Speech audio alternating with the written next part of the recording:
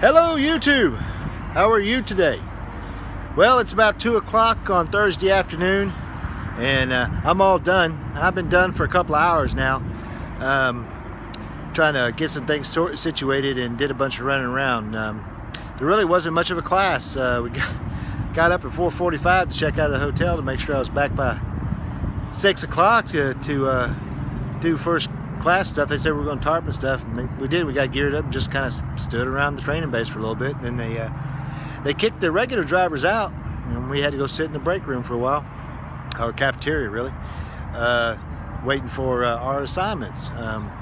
They finally drug us over and got the chance to meet our fleet managers. Mine seems to be like a really good guy.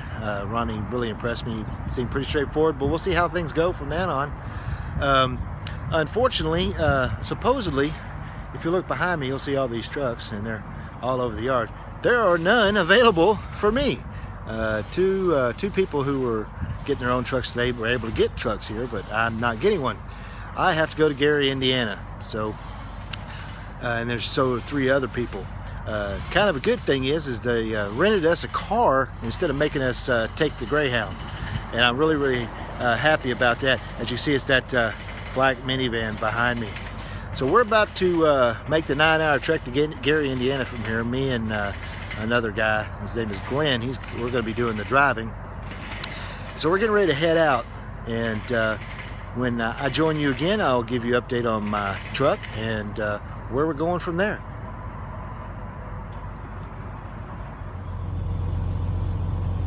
Hello again, YouTube. It's a little after 1 in the morning, and I am in Gary, Indiana. It was a long drive. Me and Glenn took it in shifts.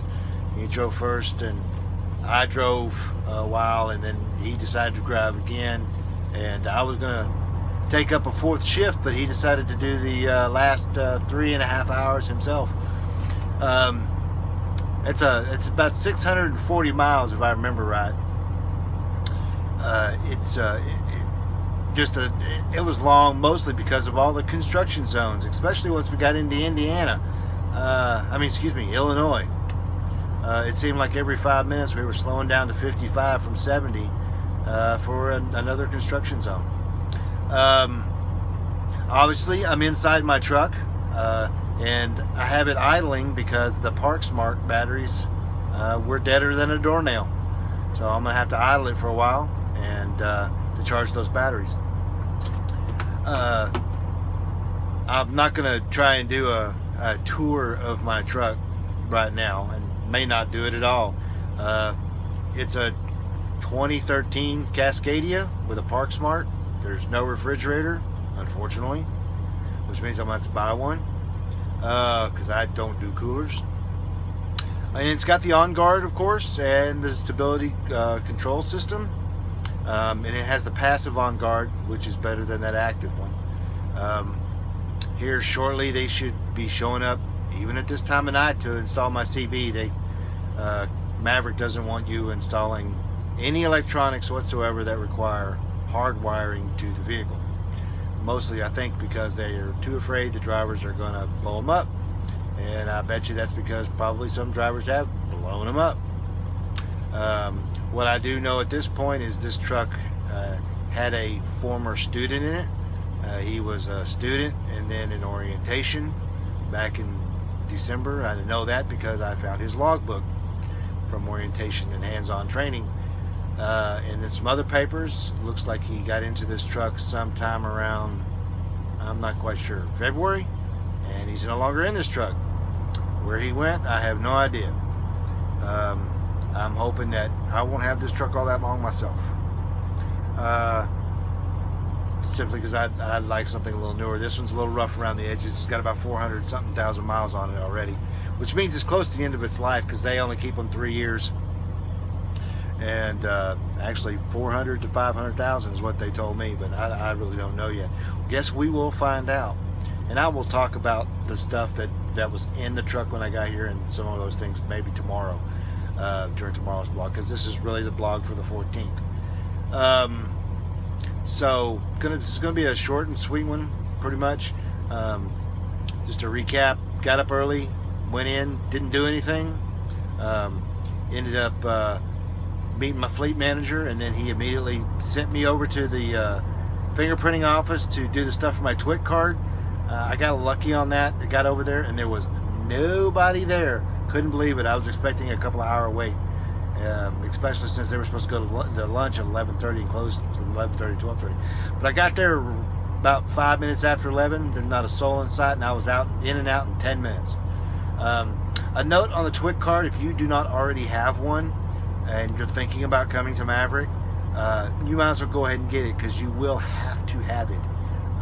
My understanding is everyone has to have a TWIC card, and it costs $128. Now, Maverick paid for it, gave me a pre-printed check that apparently the TWIC office is used to seeing, and I took it over there and paid for it that way. However, it does come out of my check. I'm not sure if it comes out in one lump sum, or if what I heard was correct, that they take $10 out a week for 13 weeks. Or eight on the last. I really don't know. A couple other things. I did get paid today. Last night, while me and Rick and a couple of others went to Las Palmas Mexican restaurant down by the mall in Little Rock, while we were all eating dinner, our emails were going off on our smartphones. And I looked at it, and sure enough, I got a direct deposit notification. It's actually a pay stub. They don't do paper stubs anymore. They email you a pay stub, so they don't burn so many trees, is what they say. And sure enough, this morning at 6 a.m., it was in my bank account. I was half expecting not to get it till Friday, because that's actually payday. But luckily for me, my bank processes direct deposits the instant they get them. A lot of banks, big major banks like Chase and Bank of America, places like that, will receive the direct deposit information, will post a notice to your account, but not actually deposit the money till 24 hours has passed. But my bank, which is First National, they post it and make the funds available the instant they receive it, which is good. So the Gary Yard, for those that are interested, is a mud hole, quite literally. Fortunately, that I found out that this is only going to be here in another couple of weeks. They're moving to a new facility they built in Portage, Indiana, and probably someday in a future vlog we will see that. So I'm not really sure what the day holds. I'm putting my stuff away. There's very little room in this truck compared from what I remember from other Cascadias. I think mostly because there's not a second bunk. I'm used to having a condo, and I don't have an extra bunk up top. You can see the rail behind me, where I would always push the bed down, take the mattress out, and pile my extra stuff up there. But I only have like a couple of cabinets, and it's not really all that much space, and so I'm gonna have to figure out storage arrangements and what I'm gonna do about a refrigerator. I mean, I'm not about to buy a Labco to have the hardwire installed, but I'm probably at least going to find a good either regular Walmart $99 refrigerator and plug it in and just leave it on the floor, or maybe spend a little bit of extra money and buy one of the true 12-volt refrigerators that run off the general system. But right now I'm just going to have to sit here and wait till they install the CB and the ParkSmart batteries charge. I thought maybe they were charged. I turned the truck on to get it going, and then kicked it over to ParkSmart. It lasted about 40 seconds and shut off. And I need to have it because it's freaking cold here right now. It's in the low 40s, and they're expecting rain tomorrow, so I'm expecting to get wet again. So more tomorrow when I'm more coherent and less babbling.